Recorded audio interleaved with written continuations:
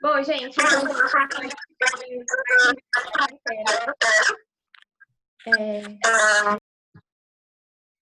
Eu queria agradecer hoje a participação da Júlia, tá? Ela é nutricionista lá de Cuiabá, e ela tirou um pouquinho do tempo dela para preparar o que ela vai passar para a gente hoje, também está aqui com a gente, né? Então, estou muito agradecida pela participação dela. Eu que agradeço o convite. A hora que ela for começar a parte dela, galera, aí ela se apresenta, tá? Vocês já viram um pouquinho do currículo dela lá no Instagram da Gabi, certo? Mas, bom, hoje a gente vai falar, então, de substâncias orgânicas, né? O título da aula é Substâncias Orgânicas, a gente é o que a gente come, certo? Então, hoje a gente vai falar o que a gente come, do que a gente é composto. Inclusive, eu me inspirei nessa aula por causa da Lavínia. A Lavínia tá aí hoje. Que ela me mandou um link, né, de um documentário que tem lá no YouTube que fala sobre a alimentação das pessoas, na alimentação do Brasil, principalmente das crianças. Aí eu falei, nossa, esse é um tema legal, porque as substâncias orgânicas é uma coisa que cai não só no Enem, em várias universidades, como por exemplo o FMS cai muito também, e dá pra gente trabalhar de uma maneira bem legal, né? E aí a Júlia a gente fala mais um pouquinho de alimentação. Então vamos lá. Só não esquecer, gente, de se vocês forem tirar foto da aula, marcar o Instagram da Bio, marcar também o Instagram da Júlia, que eu já tinha colocado lá para vocês, certo? E muito obrigada pela presença. Hoje a gente tem um pouquinho menos de gente, porque a galera do terceirão tá de férias, então acho que eles tiveram férias até, viu, na quarentena, para descansar, né? Mas, de qualquer maneira, vai ficar salva a aula. Eu vou compartilhar a tela com vocês, daí vocês me falam se vocês estão conseguindo ver. Depois, se vocês quiserem os slides também, eu mando para vocês, tá? Só me dá um oi lá.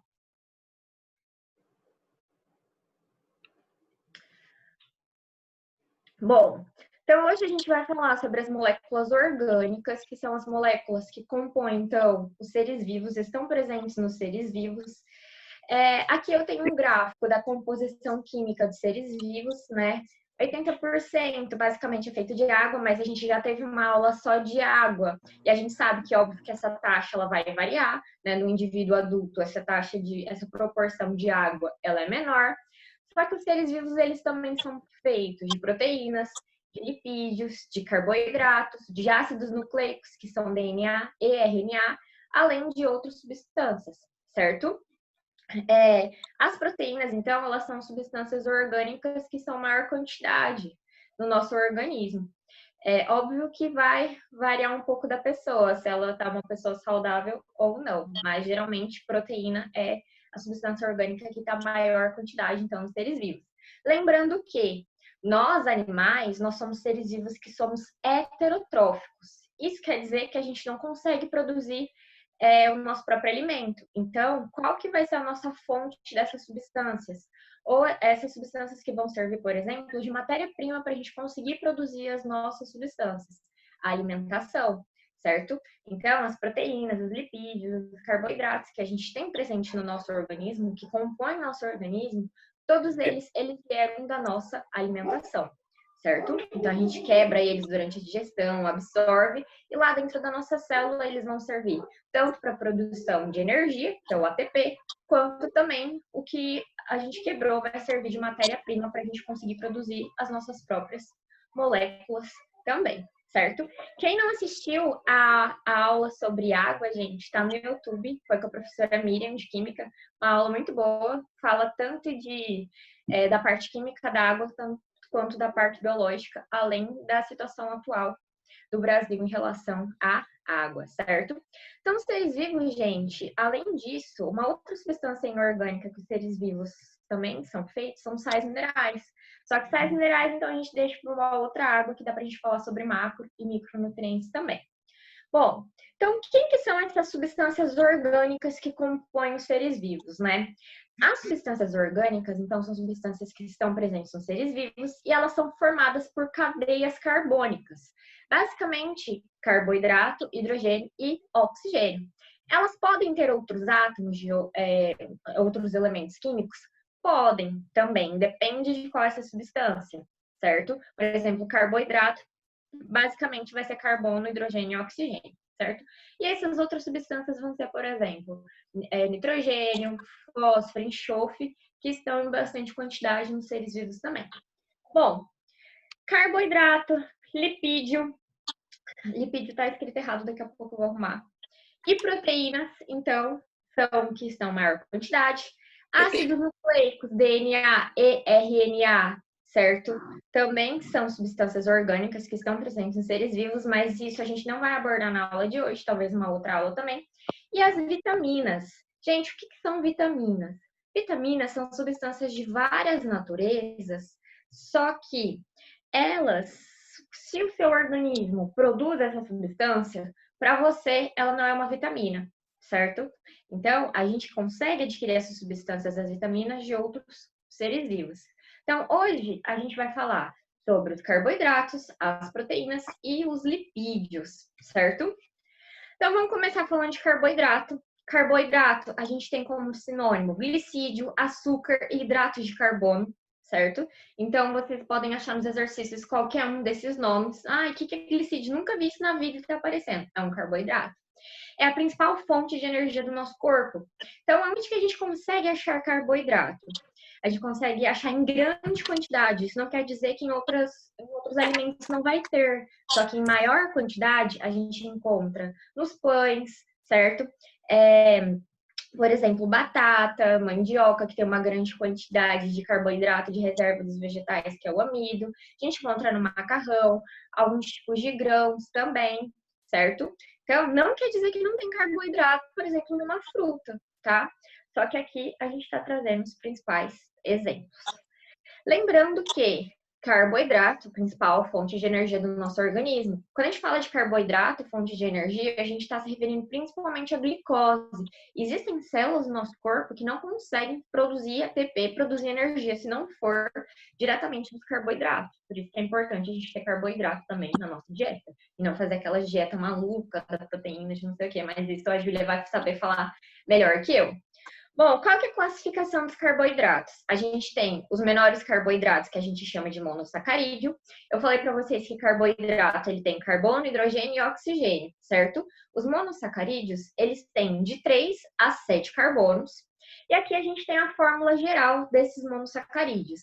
CnH2nOn. Então, aqui a gente substitui a quantidade de carbonos e sempre vai ter o dobro de hidrogênio. Então, essa é a fórmula dos monossacarídeos. A gente tem os monossacarídeos com 5 carbonos, que é a ribose e a desoxirribose. Esses carboidratos, esses açúcares, eles estão presentes no ácido nucleico, no DNA e no RNA.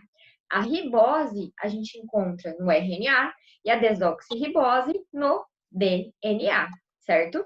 E além disso, as moléculas de ATP, elas também são nucleotídeos. Então, as moléculas de ATP também vão ter açúcar.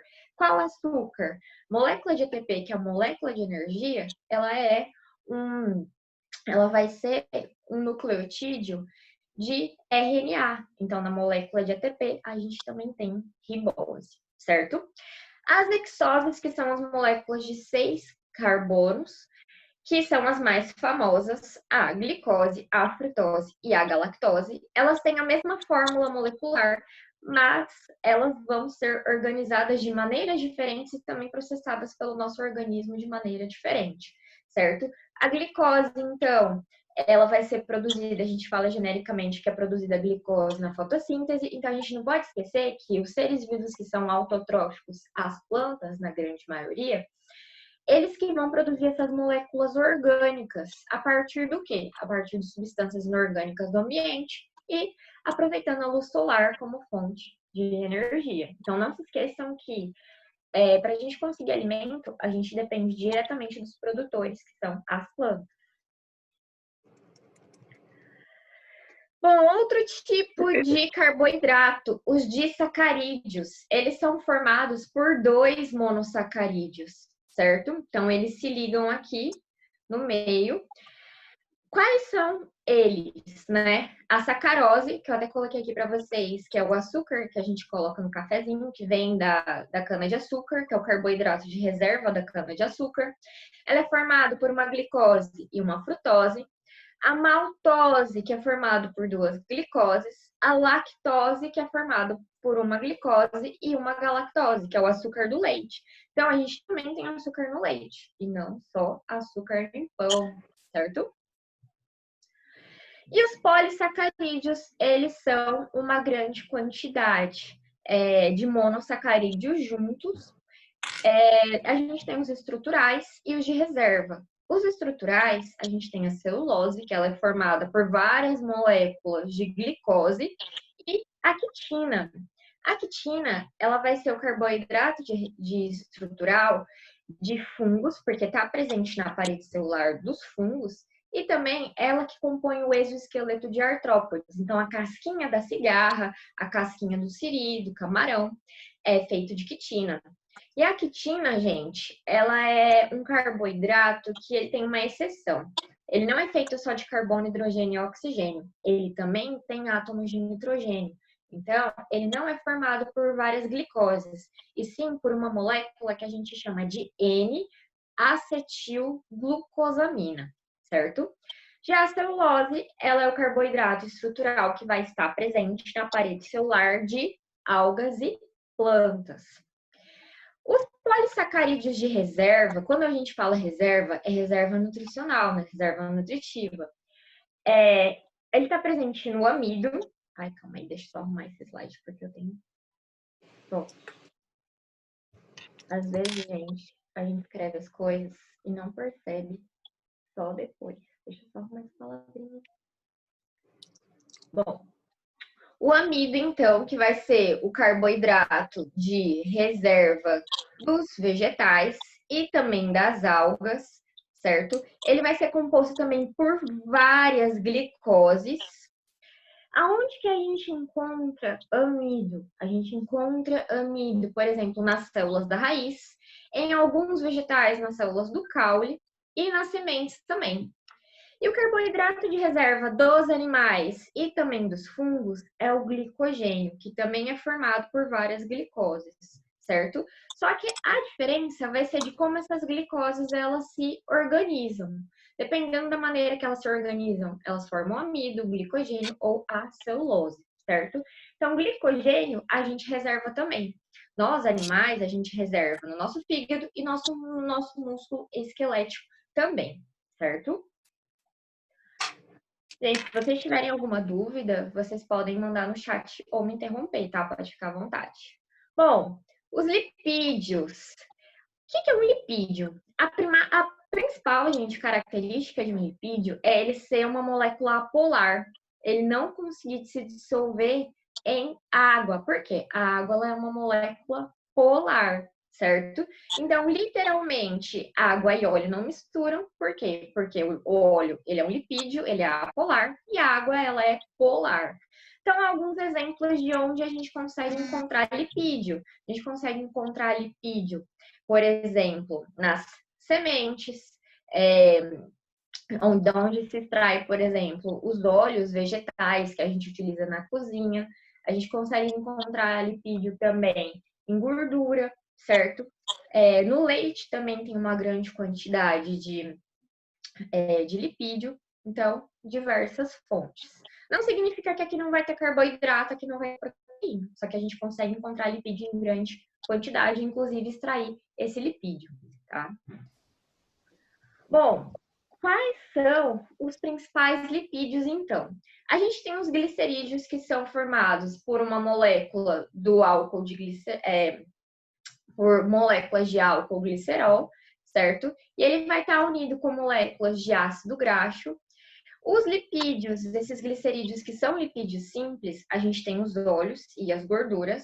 Os óleos, gente, eles vão ser os glicerídeos que a gente encontra na reserva de vegetal, na semente. E a gordura, que é sólida, a gente encontra ela na reserva nutritiva de animais.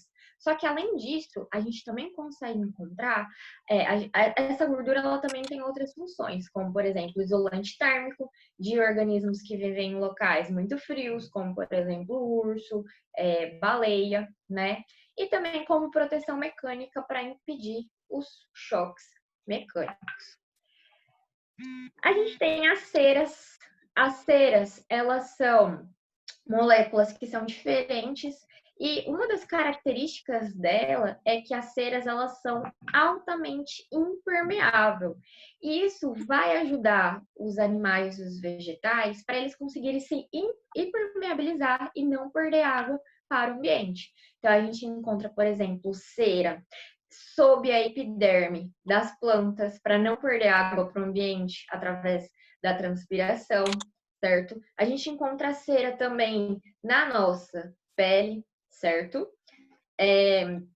Os artrópodes também, mais uma vez dando exemplo da cigarra, por cima do exoesqueleto também vai ter uma cera para impermeabilizar, porque os artrópodes, eles são organismos que são altamente adaptados ao ambiente terrestre. Então, as ceras, elas são lipídios simples. A gente tem os esteroides também, que são lipídios que a gente chama de lipídios mais complexos, né, especiais, que são vários átomos de carbono que vão estar interligados e formam anéis. Esses esteroides, existem vários tipos, mas um do mais famoso, assim, importante, é, por exemplo, o colesterol. Colesterol, ele é o precursor de vários hormônios no nosso organismo, como, por exemplo, a testosterona. O colesterol, ele está presente na membrana plasmática de animais, certo? E ele também pode ser precursor de vitaminas, como, por exemplo, a vitamina D, certo? Então, é importante a gente consumir lipídio. Fosfolipídio são os lipídios que a gente encontra na membrana plasmática de todos os seres vivos. Eles são lipídios especiais porque eles vão ter essa parte que tem, a gente encontra um grupo fosfato. Essa parte do grupo fosfato, ele dá essa parte aqui, ela gosta de água. Ela seria a parte polar dos fosfolipídios.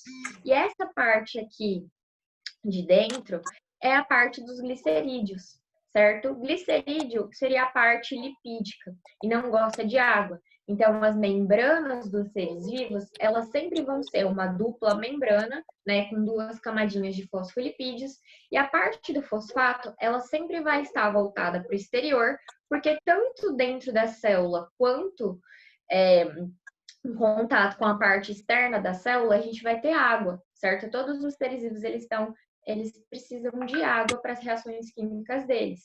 Enquanto essa parte, ela vai ser hidrofóbica, ela não gosta de água. Os carotenoides, que são pigmentos fotossintetizantes de vegetais também, que eles têm a coloração alaranjada, avermelhada. Então, são importantes para a fotossíntese dos vegetais. E para nós, esses lipídios são importantes porque eles são, por exemplo, precursores da vitamina A. Vitamina A, ela é o retinol. Então, a vitamina A ela vai ser importante para a gente conseguir produzir as nossas células que vão estar na nossa retina para a gente conseguir enxergar. Além disso, a gente tem outros lipídios, como, por exemplo, os esfingolipídios, que vão funcionar como isolante elétrico lá no nosso neurônio também, para transmitir os impulsos nervosos, certo? Dúvidas até aqui, gente? Tranquilo? Sim? Acho que por enquanto tá bem tranquilo. Bom, por último, então, mas não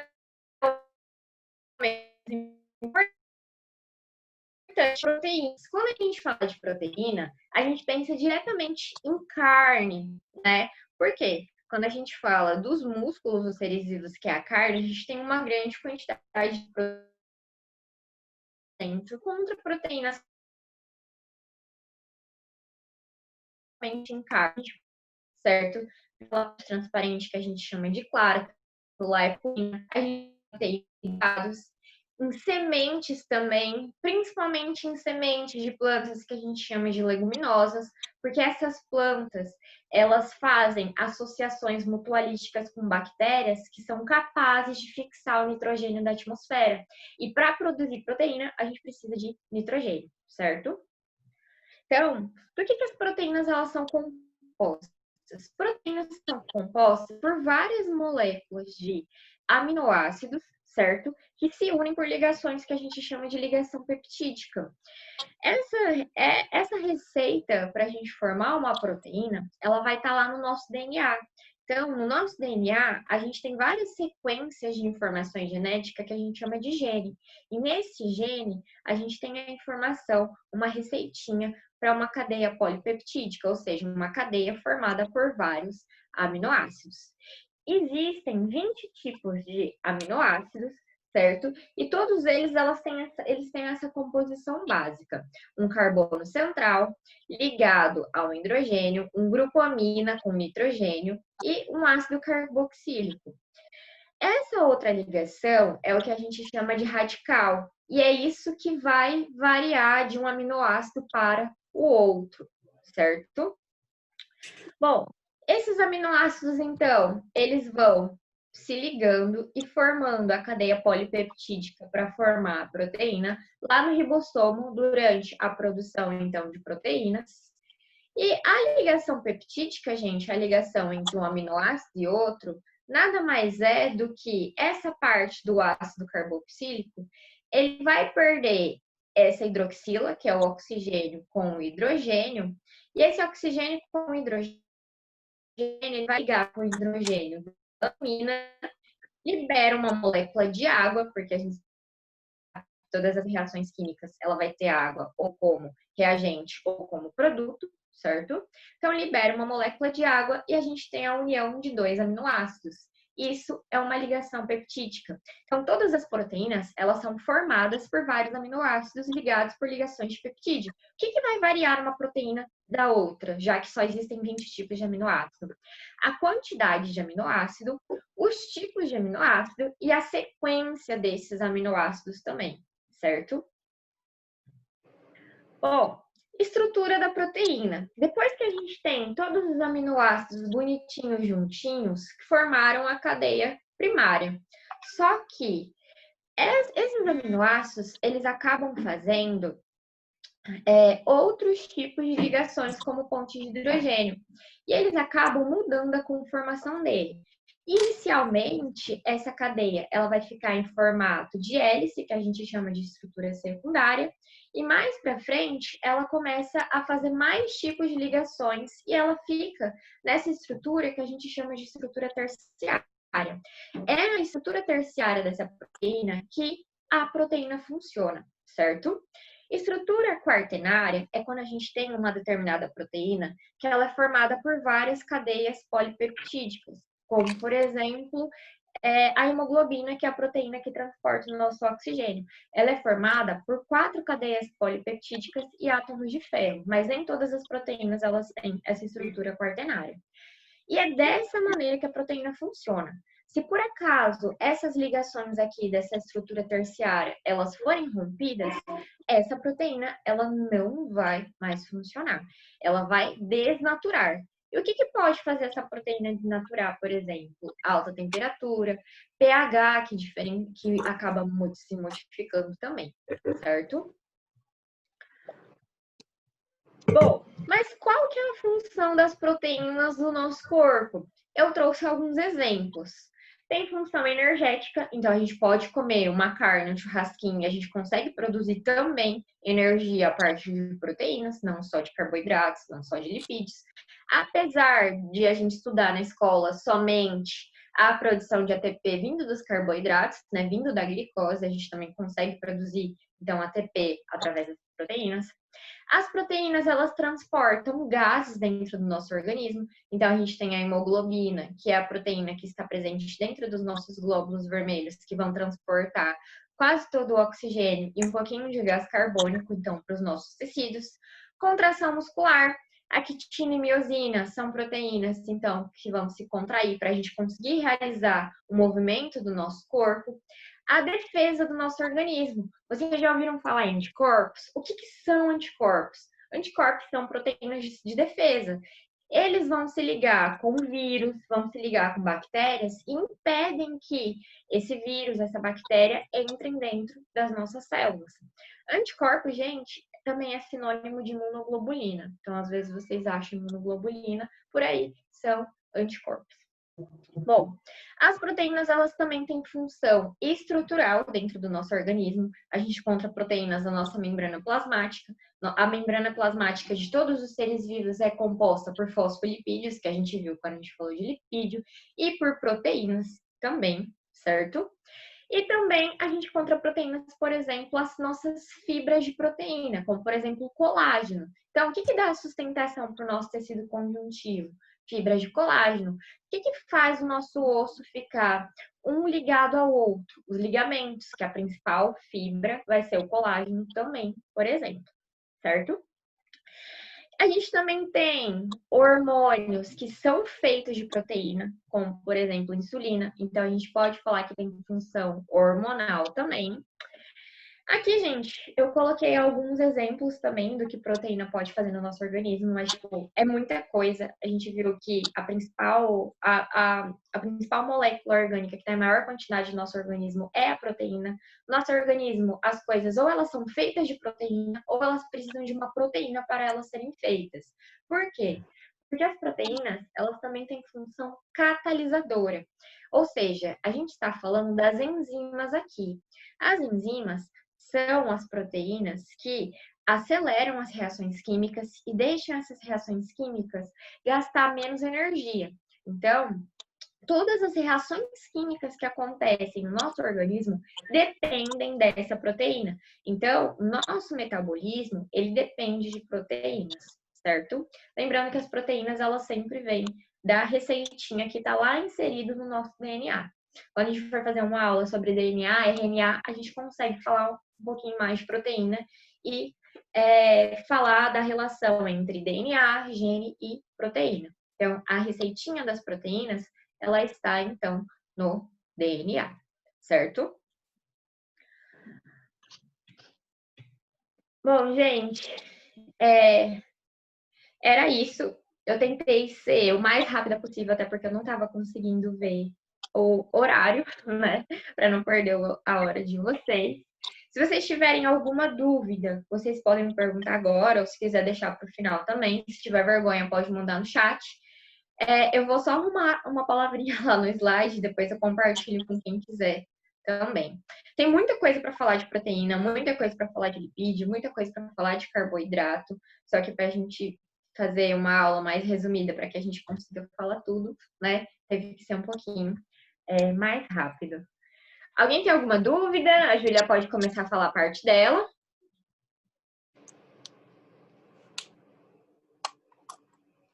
Não? Vocês estão quietos hoje, hein, gente? Bom, Júlia, então pode se apresenta, né? Fala quem você é, sua formação, fala pra galera te seguir no Instagram, que ela também é blogueirinha no Instagram. A gente tem. Bom, então, gente, boa noite. Né, como a falou, eu me chamo Júlia. Eu me formei em 2016 aqui na UFMT. E de lá para cá, no final do ano, acabei fazendo mestrado. No passado, terminei o mestrado na UFMT também. E também tenho uma pós em nutrição esportiva funcional, que é uma área que eu também gosto muito. Atendo em consultório, né, desde que eu me formei. E, de forma geral, toda a área clínica, né, tanto pelo mestrado como pela pós em nutrição esportiva. Bom, a Isa me pediu para trazer um pouco em relação à obesidade, né? Alguns dados, a parte epidemiológica e que mais dúvidas foram surgindo, a gente vai conversando. Então, assim, a obesidade hoje, a gente sabe que ela é uma doença multifatorial, a gente até trata ela como um modelo biopsicossocial, né? Que tem tanto a parte biológica, a parte social e a parte psicológica. Todas essas conectadas, né? Vão, alguma falhinha ali aqui vai acabar, né, determinando algumas condições para surgir a obesidade. Mas a gente fala muito também de ser uma doença inflamatória, porque hoje a gente trata muita coisa vendo muitos pontos inflamatórios no nosso organismo. E, enfim, o que a gente tem de epidemiologia aqui no Brasil hoje, no Brasil, de forma geral, a gente sabe que a Organização Mundial da Saúde, ela sempre tem alertado a gente, né, sobre esse grave problema de saúde que a gente tem a enfrentar, né, a gente tem vindo enfrentando, e ela estima que em 2025, 2,7 bilhões de pessoas adultas ao redor de todo o mundo vão estar com excesso de peso, e dessas 700 milhões vão estar com obesidade, né? Porque essa classificação que eles usam, eles fazem conforme o IMC. O que é o IMC? É o indicador que a gente pega o peso e divide pela altura ao quadrado. Abaixo de 18,5, 18,4, né? A partir de 18,4 para baixo, a gente considera baixo peso. Quando o resultado, né, der 18,4 para baixo, baixo peso. Entre 18,5 e 24,9 é o que a gente considera eutrófico, que é normal, é adequado. Entre 25 e 29,9 é o que a gente coloca de sobrepeso. A partir de 30, obesidade e os diversos graus de obesidade. Quando a gente fala em excesso de peso, é todo o valor acima de 25. Quando a gente fala obesidade, são os valores de IMC acima de 30, tá? A gente tem alguns dados do Vigitel, que é uma pesquisa feita por meio de um inquérito telefônico. Ela foi feita a última, né, porque a gente tem vários anos, a última foi feita entre fevereiro e em dezembro de 2018. Foi feita, essa pesquisa ela é feita em todas as capitais do Brasil e no Distrito Federal. A última foi feita com 52.395 pessoas adultas, então, a partir de 18 anos. Nessa pesquisa, o que identificou? Que a gente teve um aumento de 67,8% de obesidade no Brasil, ao longo de 13 anos. Então, em 2006, esse percentual era de 11,8%, hoje é 19,8% de obesos no Brasil. Isso de adultos, né? Porque a gente está falando do Vigitel. Em relação a excesso de peso, houve um aumento de 30,8%. Então, a gente saiu de 2006 de 42,6% de pessoas com excesso de peso. Hoje, né, em 2018, o percentual é de 55,7%, ou seja, mais da metade da população brasileira tem excesso de peso, né? Tá com esse IMC acima de 20. É claro que é importante também a gente considerar que o IMC, quando você usa essa fórmula peso por altura, a gente não considera composição corporal. A gente está falando só de um indicador, só não, né? Mas é um indicador importante, mas não considera composição corporal. O que é massa gorda, o que é massa livre de gordura. Mas é o parâmetro que eles seguem. Que né, para pesquisa, é um parâmetro excelente, né, para a gente considerar uma média e tudo mais. Em relação a esse aumento ao longo desses 13 anos, a gente também reparou que nesse 2018, as mulheres passaram a assumir a maior percentual de obesidade, com 20,1%, em relação aos homens é 18,7%. Mas isso não é em todos os estados do Brasil, né? Isso é a média geral. Por exemplo, no Mato Grosso, os homens ainda continuam mais obesos que a mulher, né? Com 25% os homens e 21% de obesas as mulheres. Em relação ao Vigitel, o Vigitel ele faz uma série de levantamentos, de perguntas sobre várias questões relacionadas à saúde. Então, a parte alimentar, né, ela faz bastante pesquisa sobre isso. E o que eles avaliaram? Eles perceberam que houve um aumento do consumo de frutas e hortaliças, de 15,5%, entre o ano de 2008 a 2018. Mas ainda assim, esse aumento, hoje a gente pode falar que a cada a cada 4 adultos, um come fruta, né? Conforme o adequado, o recomendado, que são 5 porções por dia, pelo menos 5 vezes na semana. Então, assim, né? A gente fica feliz pela mudança significativa, mas ainda estamos longe de estar no ideal. Em relação ao consumo de refrigerantes e bebidas açucaradas, também houve uma diminuição de 53,4%. Então, é uma redução significativa, mas ainda assim a gente vê um consumo muito elevado de alimentos industrializados.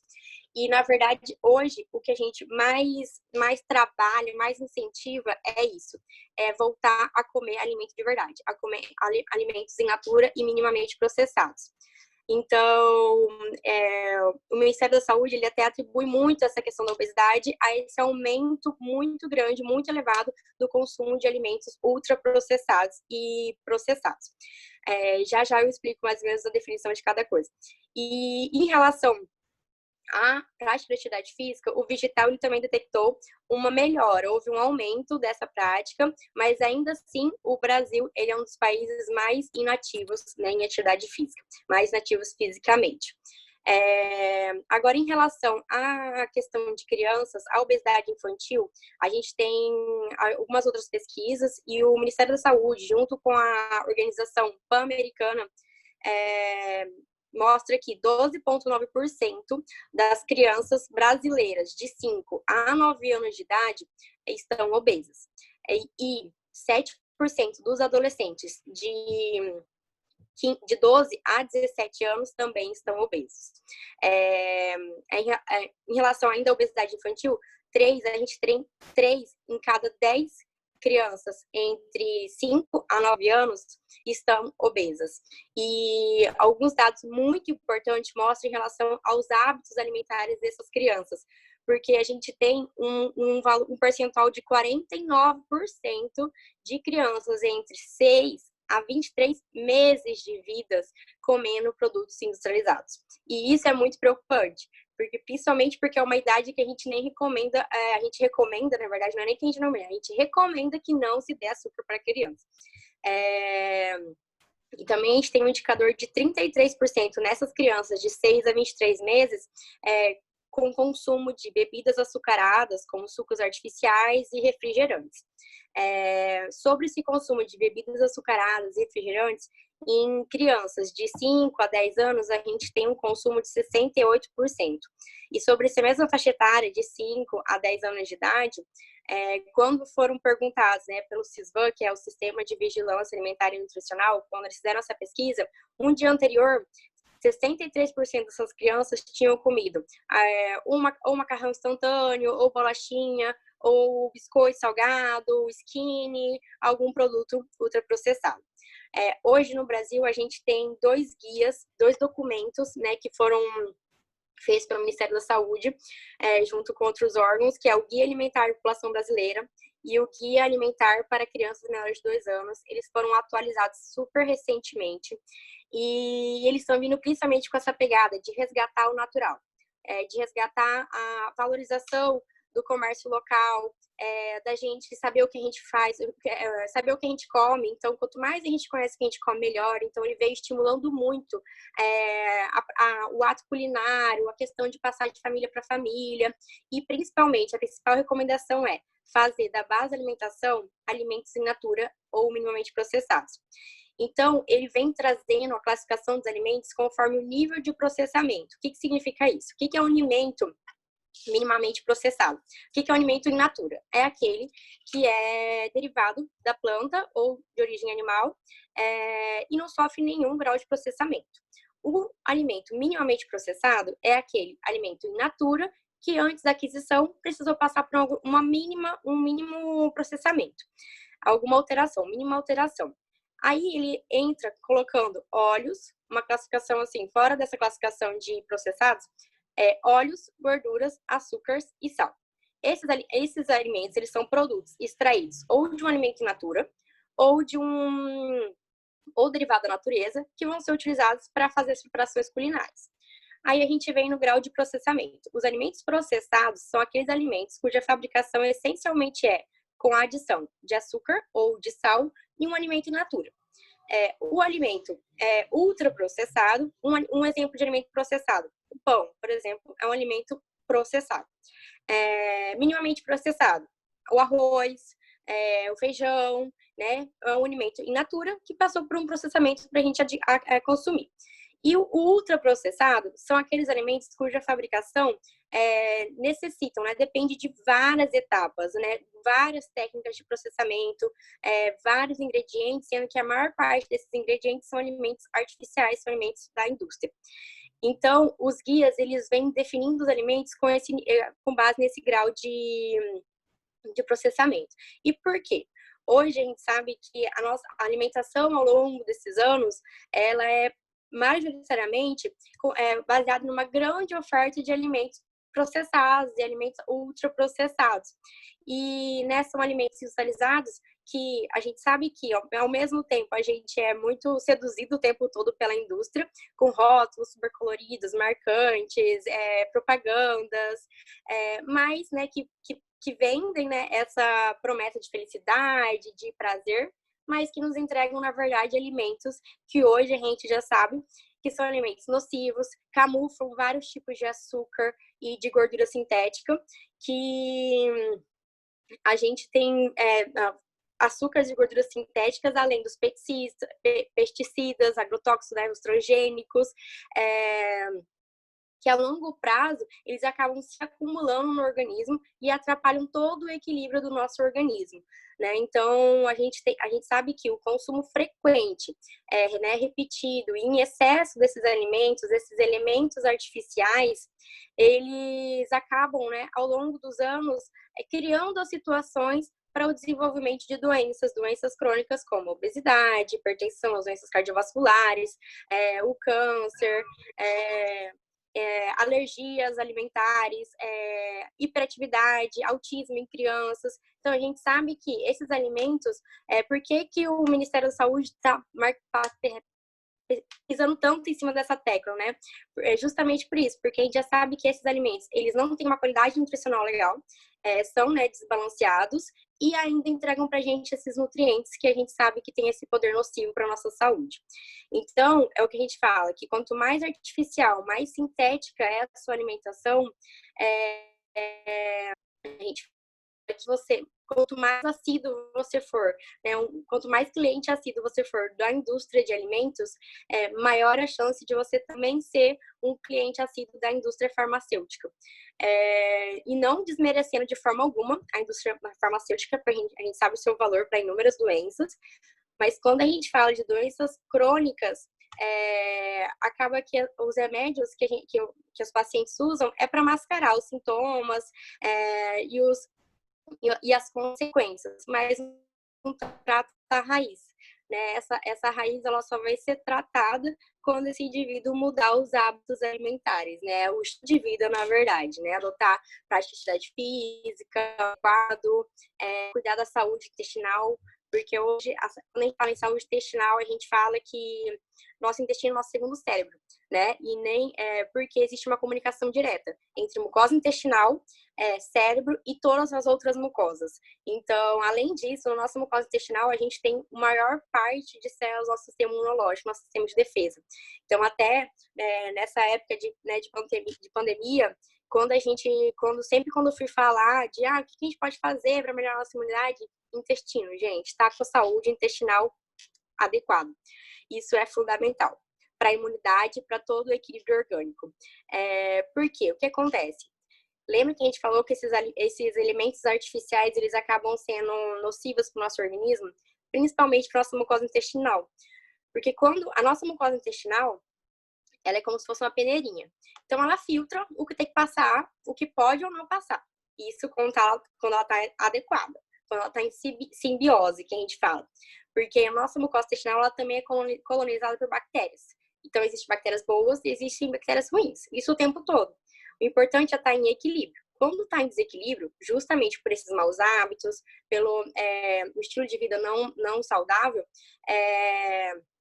acaba que a gente entra no quadro de desbiose, onde a gente tem ou um quadro com mais bactérias ruins do que boas, né? E tanto em qualidade como em quantidade. Então, desequilibra essa microbiota intestinal que a gente chama.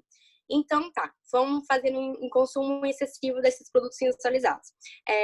Acaba causando uma lesão nessa mucosa. Então, o que era para filtrar, ela deixa de filtrar. E aí acaba passando um grão de moléculas.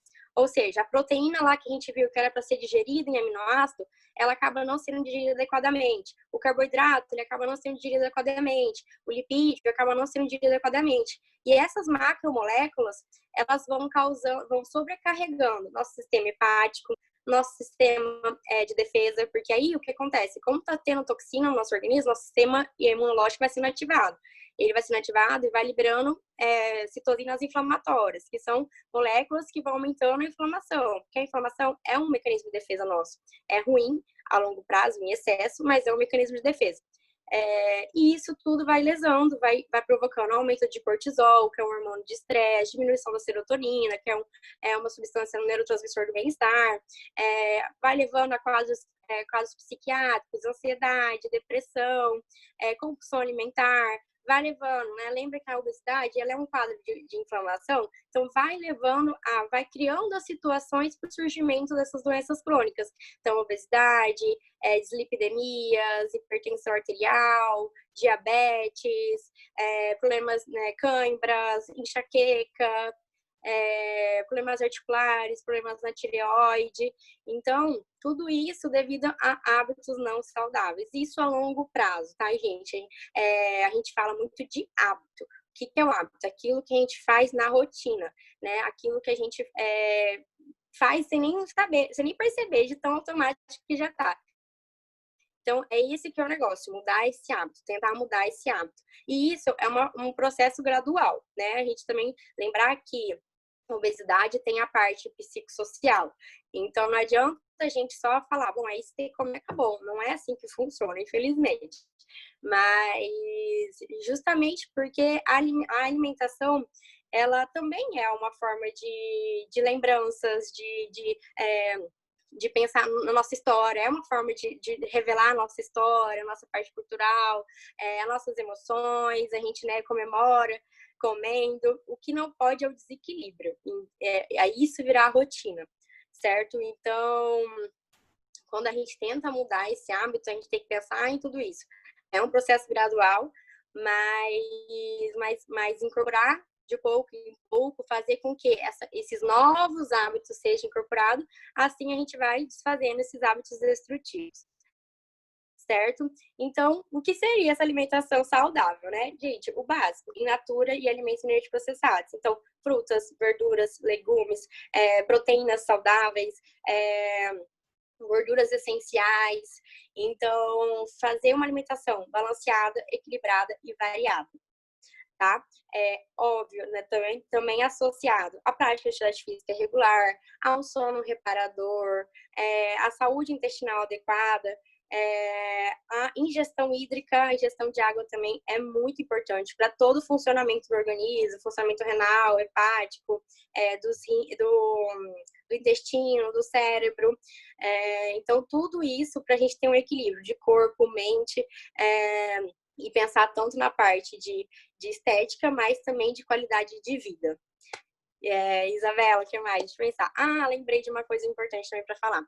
Que como que a gente também, na hora de, né, como eu falei, a gente é seduzido o tempo todo, né, no mercado, pela marketing das indústrias alimentícias. Então, como que a gente vai saber como o alimento é processado ou ultraprocessado? Lista de ingredientes. Gente, a lista de ingredientes ela é muito mais importante do que a informação nutricional. Porque é ali que a gente vai ver o que a gente está comendo. Então, conhecer o que a gente está comendo é o fundamental. Então, a gente fala que são os antes que a gente tem que evitar. Conservante, corante, adoçante, espessante, aromatizante, refrigerante. Esses antes são aqueles elementos artificiais, né? Que a gente sabe que hoje são nocivos para a nossa saúde. Então, não é se possível, eliminá-las com certeza, mas evitar, não ter na rotina, tá? Essa é a orientação maior. Então, como faz a leitura de rótulo? O primeiro ingrediente do rótulo é sempre o que está em maior quantidade, depois vai diminuindo. Então, isso é a primeira orientação, sabe? Vai comprar uma granola, por exemplo. Uma granola você espera que seja, né, mais saudável, você está comprando por ter mais fibra, cereais integrais e tudo mais. Se o primeiro ingrediente é açúcar, o açúcar tem maior quantidade naquela granola. Então, poxa, né, vamos procurar uma outra marca. Mas as orientações principais também vêm. Muitos nomes que você desconhece são esses antes que a gente tem que evitar. Uma lista muito grande, com certeza também vai ter esses antes que a gente tem que evitar. Então, prestar atenção em lista que tenham nomes que você conheça. Isso é o principal, tá? Então, se você conhece tudo que tá naquela lista, já é um grande passo, tá? Mas priorizar por lista de ingredientes menores que provavelmente vão ser ingredientes que você conheça mais. Deixa eu ver o que mais. Isa, mais alguma coisa? Deixa eu pensar aqui. Você tem alguma dúvida? Não, a gente pode conversar. Gente, a Melissa, ela quer ficar aqui vendo, tá? Já tentei colocar ela no chão, já tentei colocar ela lado, ela quer ficar desse jeito. Por isso que ela tá aqui. Minha gatinha tava aqui atrás. Não, tudo isso que você falou faz a gente pensar, né? Porque vamos responder no chat, galera, se vocês não quiserem responder. Quem aqui comeu uma fruta pelo menos hoje? Responde aí no chat. Vamos ver. Quem que comeu uma fruta hoje? Eu comi uma maçã. Olha,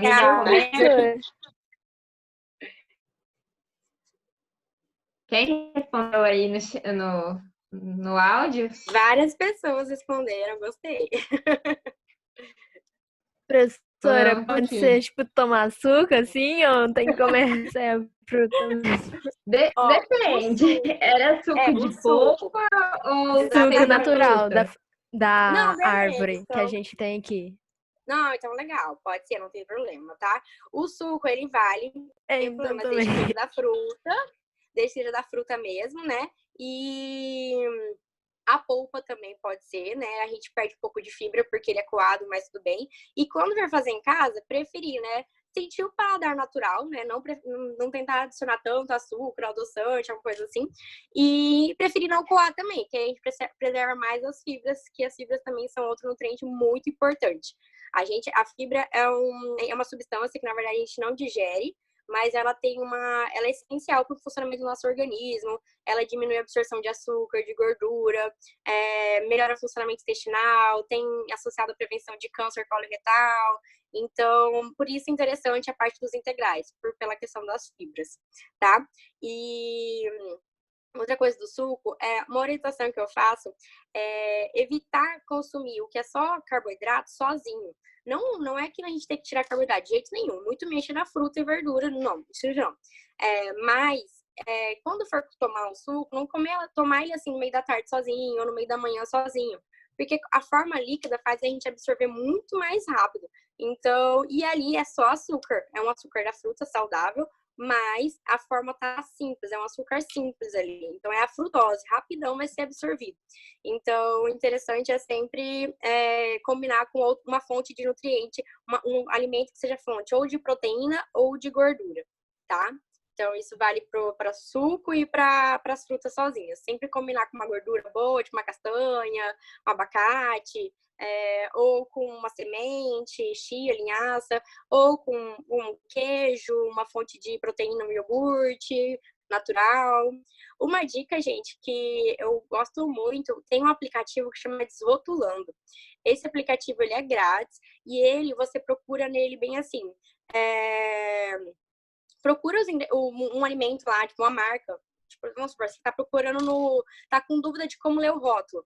Vai nesse aplicativo e coloca lá, iogurte tal. E ele dá uma nota para esse iogurte, para esse alimento, de 0 a 10 e de 0 a 100. Quanto mais próximo de 100, mais verdinho fica a corzinha da classificação e maior qualidade dele. Ou seja, essa qualidade é relacionada ao nível de processamento. Então, menos aditivo químico, menos conservante.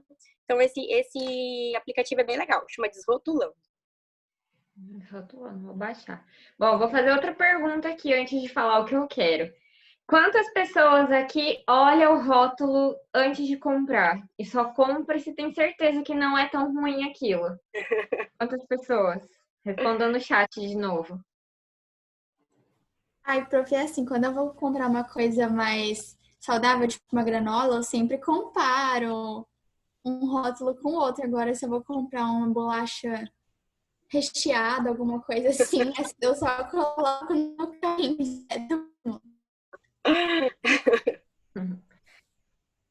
Eu olho, principalmente porque eu não gosto de coisa que tem muito sódio conservante, porque a gente fica inchada e eu tenho alergia também de conservante, corante, essas coisas. Mas o ano passado, que eu tava fazendo mais dieta e tudo mais, eu tinha que comprar algumas coisas específicas, daí eu sempre olhava o rótulo. Eu não sei quem compra aquelas bolachas que fala que é fit, e aí a hora que você vai olhar o rótulo, não tem nada de fit. É a mesma coisa da bolacha recheada, só que aí a gente tá comendo um negócio que é mais ruim porque é fit, né? Exatamente. Até tem acho que duas alunas aí do 9º ano, que era o ano passado, do 8º, a gente fez um trabalhinho com os rótulos na aula, e aí a gente viu, tipo assim, tá, a gente tá comendo aquelas, acho que é das Nesfit, né?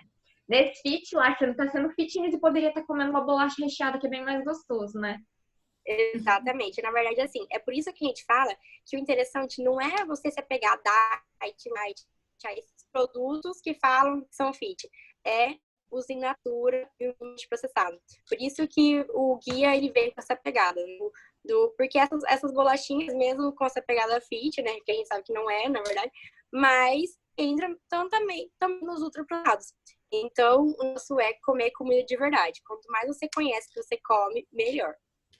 Eu tenho dúvida também em quantidade, por exemplo, quanto de carboidrato, quanto de proteína, quanto de vegetais que você é indicado colocar em uma refeição no prato. Na verdade, isso é muito individual, né? Mas a gente avalia, quando a gente vai no consultório, a gente avalia muito mais a alimentação do dia do que uma única refeição. Então, é isso que a gente prioriza, né? Até em relação à proteína, assim, na verdade, essas coisas de pré-treino, pós-treino, para mim é muito mais importante a sua alimentação ao longo do dia do que uma refeição pontual, tá? Não adianta, sei lá, vamos colocar um exemplo de um atleta que, sei lá, come, vai lá, suplementa proteína no pós-treino, mas ao longo do dia, né, comeu tudo errado. Não vai ter nenhuma diferença de ele ter consumido um Toddy com leite, sabe? Então, é muito mais importante a alimentação ao longo do dia. Mas, assim, tudo é questão. Uma alimentação saudável é a questão do equilíbrio, né? Então, sem excessos, você pode comer de tudo. Então, legumes, o arroz, o feijão, uma proteína, tentar tirar a gordurinha aparente, essas coisas. Tudo em equilíbrio, você pode comer de tudo.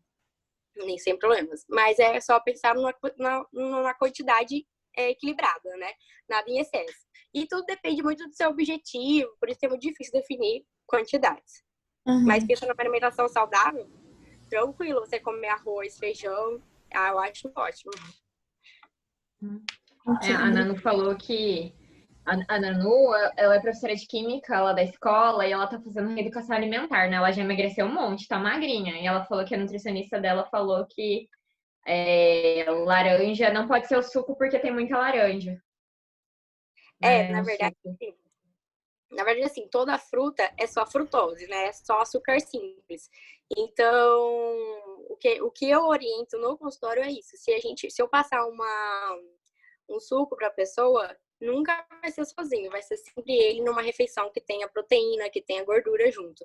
Sozinho, rapidão vai ser absorvido e vai dar um pico de insulina, daqui a pouco você tá com fome de novo. Então, não é interessante, tá? Mas isso é para fruta de forma geral. Claro que o suco piorou, porque vai estar na forma líquida, então mais rápido ainda vai ser absorvido esse açúcar. Mas... E porque a caso da laranja é porque para fazer um copo de 200 ml a gente precisa de bastante laranja. Então é igual fazer um outro suco que vai precisar de uma porção de fruta só. No caso da laranja a gente precisaria de mais porções para fazer 200 ml.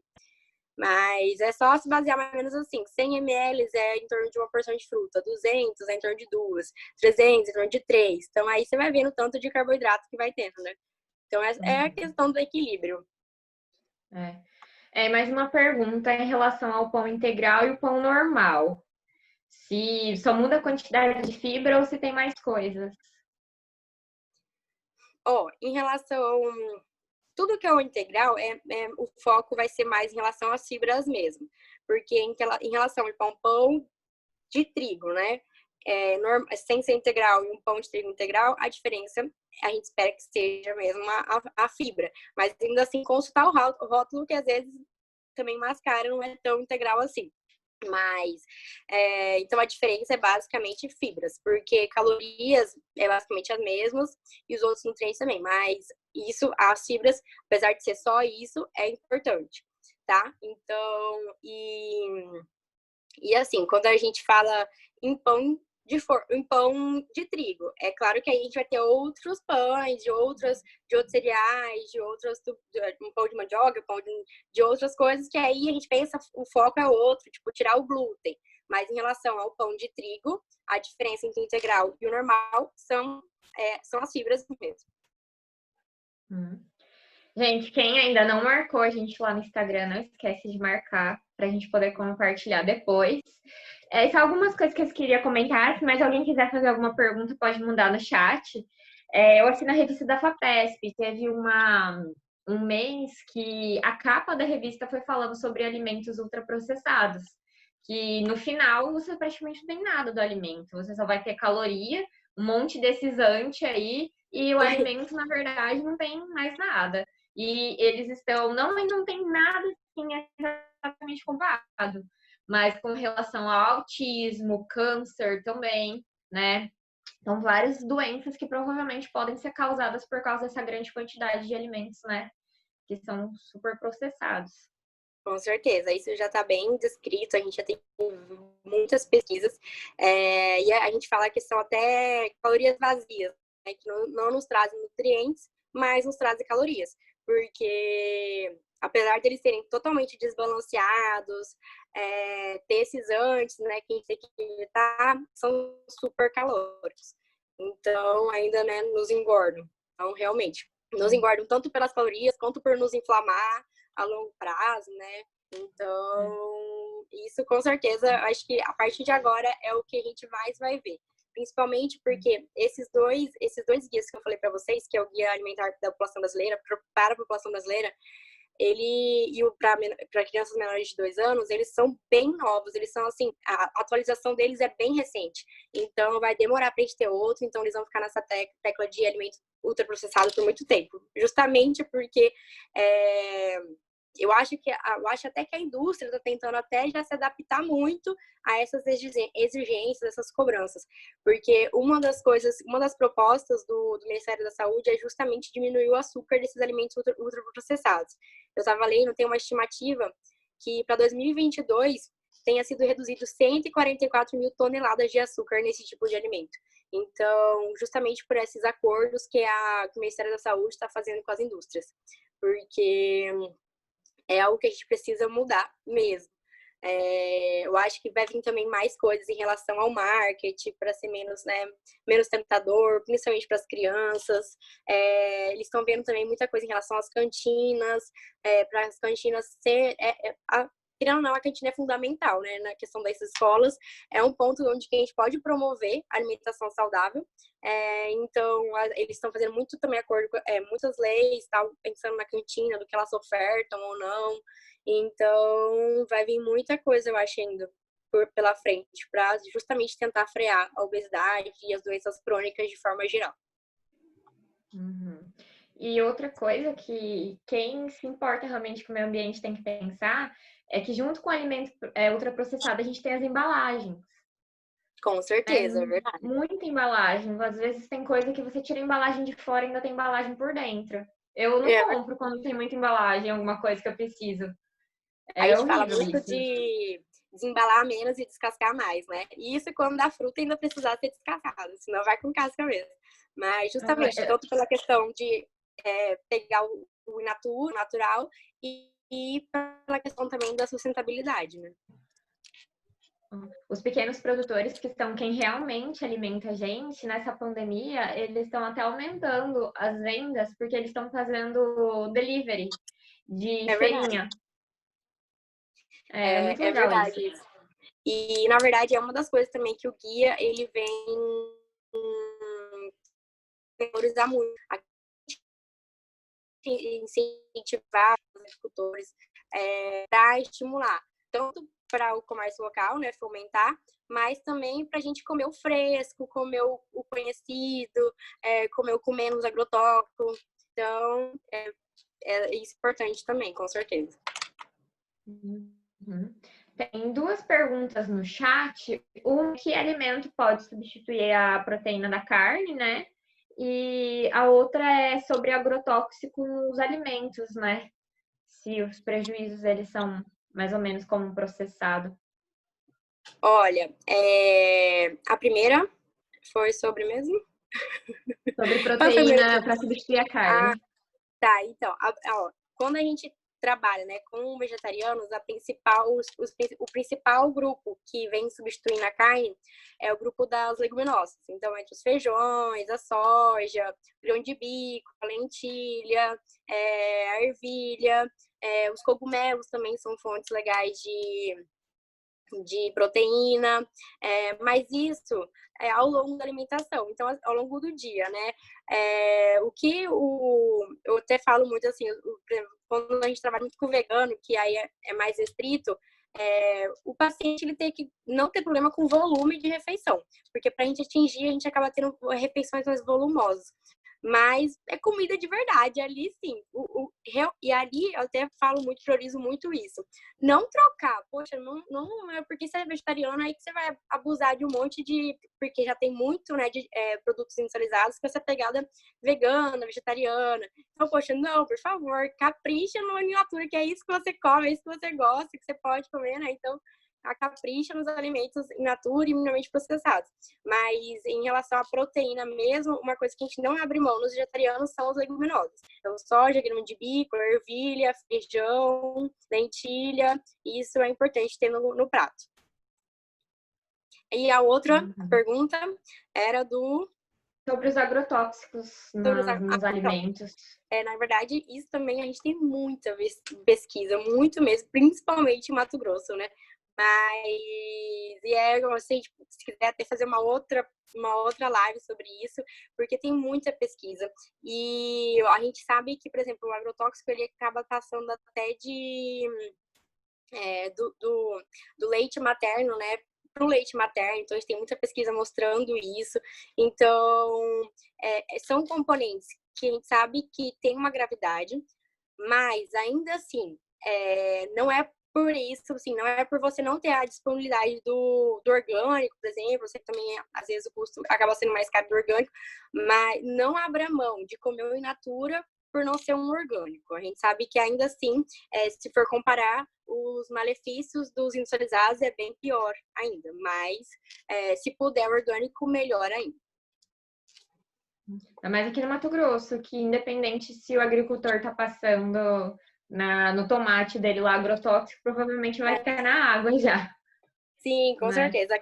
Aqui em Mato Grosso a gente tem muita pesquisa, muita pesquisa dos grupos aqui da faculdade com os nossos produtos, mostrando justamente essa questão. A gente tem um professor Pignatti, que ele faz muita pesquisa com leite materno, mostrando essa contaminação, mas ainda assim eu oriento. Não é porque não tenho acesso ao orgânico que, né, não vai consumir os in naturas e minimamente processados. Com certeza não, ainda vale a pena. Até porque muitos dos estudos que são feitos para a gente ver os malefícios dos aditivos químicos e os benefícios dos compostos bioativos das frutas, das verduras, dos legumes, não são feitos com alimentos orgânicos. Então, a gente sabe que tem benefício, mesmo não sendo orgânico. Uhum. E agora as pessoas elas estão muito começando a fazer mini horta em casa. Isso também seria uma opção. Com certeza, é verdade, né? Aí sim você conhece realmente o que você está comendo, né? Com certeza. Exatamente. Bom, gente, para finalizar, depois se a gente tiver alguma dúvida, segue a Júlia no Instagram lá. Não sei se ela faz consulta online ou não também, se vocês quiserem entrar para a vida saudável. Por causa da pandemia, né, a nossa CFN liberou a gente fazer consulta online. Então, quem tiver interesse, mas mesmo se não for consulta, eu estou à disposição. Podem falar comigo lá no Instagram, sem problemas. Quem quiser aproveitar a pandemia para repensar, lembrando que essas pandemias elas acontecem por causa do desmatamento, né? E principalmente desmatamento para a produção de carne ou para plantar soja para fazer ração para carne também, né? E não para nossa alimentação normal. Então, acho que é o momento da gente repensar a nossa alimentação, de modo geral, né? Com certeza. E só para finalizar, a Nanu fez uma última pergunta, perguntando qual que é o tipo de açúcar mais saudável, assim, para consumir. Olha, até em relação a adoçante, açúcar, eu prefiro né, com certeza, ainda assim, né, a gente conhece o paladar natural, mas se for para adoçar, adicionar alguma coisa para adoçar, eu prefiro um açúcar mais saudável, E aí eu indico 3, que é o açúcar mascavo, o demerara ou o de coco, sendo que o de coco é o que tem menor índice glicêmico hoje, do que os adoçantes artificiais e os outros adoçantes. Mas a gente tem 2 adoçantes que são menos piores. Tem o stevia, mas aí o cuidado de ser realmente 100% stevia. Mas eu ainda prefiro o xilitol, tá? O xilitol, ele é um adoçante que ainda tem um pouquinho de calorias, mas... então, ou o açúcar mascavo, demerara de coco com menor índice glicêmico, isso quer dizer que menor vai deixar mais lenta a absorção do açúcar, ou o xilitol, é uma opção. Então tá, gente. Qualquer coisa, vocês mandam mensagem lá pra Júlia no Instagram. Gostaria de agradecer a sua presença. Foi muito, muito bom. É muito legal falar de alimentação, porque é uma coisa que eu gosto bastante, né? E quem sabe, né, pode ser tema de uma futura redação. E também, galera, usem a aula de hoje para vocês repensarem os hábitos de vocês, né? Aproveitar que vocês são novos, né, para quando chegar numa idade um pouco mais avançada, não ter tantos problemas de saúde, não ter que ficar tomando remédio, né? Com certeza. Olha, aprender a se nutrir, evitar o que prejudica a saúde, a fazer boas escolhas, eu acho que é essencial, é básico e essencial em qualquer fase da vida, em qualquer situação. E, gente, nunca é tarde. Com certeza podem fazer em qualquer momento, que vale a pena. Não é fácil, não é de um dia para o outro, mas é recompensador. Então tá, as meninas aí estão agradecendo no chat. A galera gostou bastante também, gostei bastante. Até a Melissa gostou bastante, que ela não queria sair daqui. Que bom, eu que agradeço. Eu consegui gravar a live, tá, gente? Eu vou postar no YouTube, aí depois, se vocês quiserem assistir. Muita gente me mandou mensagem falando que, por isso que tava aqui as mensagenzinhas do WhatsApp, eu não conseguia tirar porque tava no slide, falando que a internet não tá funcionando, que vai assistir depois, então vai ficar salva lá no canal do YouTube. A Júlia também, se quiser compartilhar com alguém, pode ficar à vontade para compartilhar. Eu te mando o link depois, tá bom, gente? Beleza. Boa noite, então. Quem não compartilhou nada no Instagram, compartilhe com os colegas de vocês uma fotinho para o nosso projeto continuar tendo alunos toda semana, que é para vocês isso, com certeza, né? Então, até mais, até semana que vem. Semana que vem a nossa aula vai ser sobre a origem da vida, vai ser uma aula de filosofia com biologia.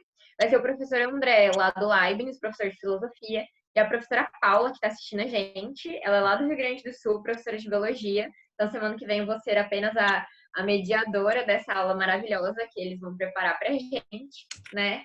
Então, se você quiser também assistir, Júlia, alguma aula, está sempre convidada. Tá Obrigada. Bom?